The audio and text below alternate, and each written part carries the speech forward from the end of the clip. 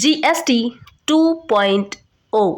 जी हाँ, मैं पल्लवी और स्वागत करती हूँ आपका पल्लवीज राजनीति में। आज हम बात करने जा रहे हैं एक ऐसे मुद्दे की जो हर घर से और हर जेब से जुड़ा है, यानी जीएसटी। 2017 में जब मोदी सरकार ने इसे लागू किया था तो कहा गया था वन नेशन वन टैक्स, लेकिन आज 2025 में यही जीएसटी एक बार फिर चर्चा में है, क्योंकि सरकार ने चुनाव से पहले कुछ चीजों को सस्ता करने का ऐलान किया है। पर सवाल ये है, क्या वाकई सरकार जनता को राहत देना चाहती है या फिर ये सब एक पुरानी चुनावी नाटक है? सबसे पहले तो हम ये बात करेंगे कि ये जीएसटी है क्या। तो आपको हम बताते चले, जीएसटी कोई मोदी जी की देन नहीं है, इसकी जड़ें बहुत पुरानी है। 2006 में कांग्रेस सरकार ने जीएसटी का प्रस्ताव रखा था।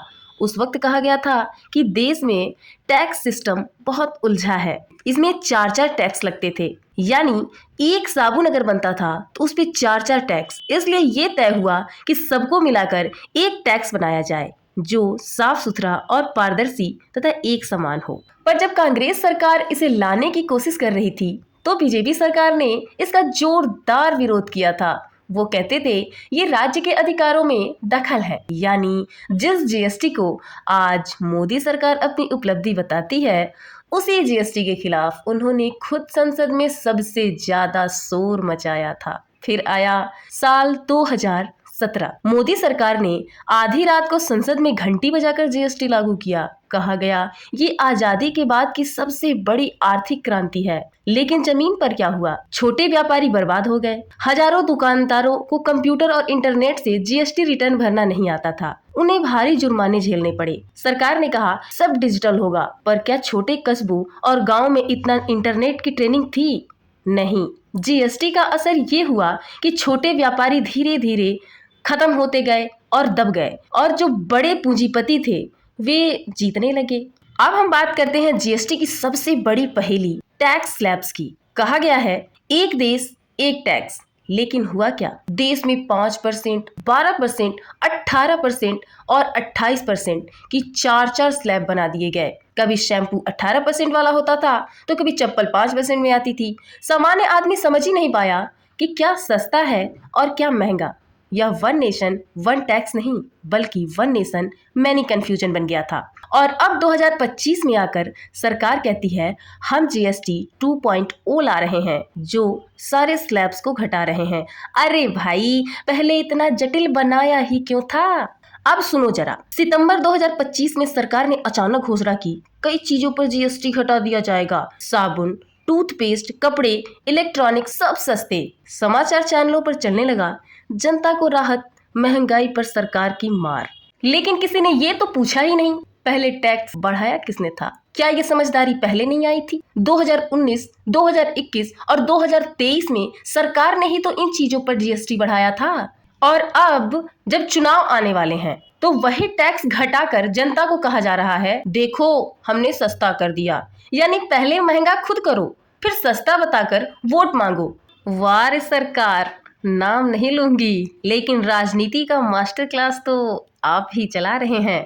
कई राज्य, खासकर दक्षिण भारत के, इस फैसले से नाराज हैं। कहते हैं कि केंद्र ने जीएसटी में ऐसा बदलाव किया जिससे राज्यों की कमाई घटेगी। राज्यों को जीएसटी का हिस्सा मिलना था, लेकिन 2020 से अब तक वो हिस्सा समय पर नहीं दिया गया। यानी जनता को दिखाया जा रहा है कि चीजें सस्ती हो गईं, पर राज्यों के पास पैसा नहीं बचा स्कूल या अस्पताल चलाने के लिए।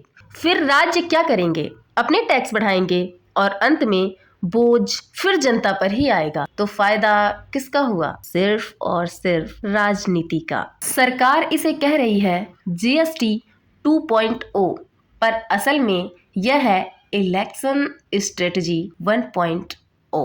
विचार करो, जब चुनाव आते हैं सरकार या तो एलपीजी सस्ता करती है, या टैक्स घटाती है, या किसी योजना की घोषणा कर देती है।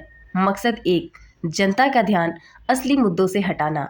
और असली मुद्दा है रोजगार, कृषि संकट, शिक्षा, स्वास्थ्य।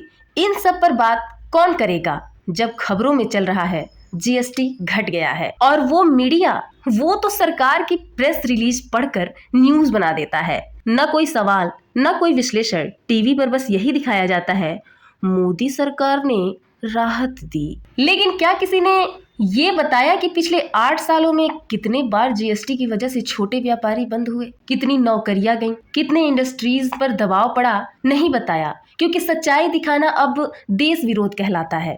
दोस्तों, हमेशा कहती हूं मैं, राजनीति सिर्फ नेताओं की नहीं, आपकी समझ की भी परीक्षा है।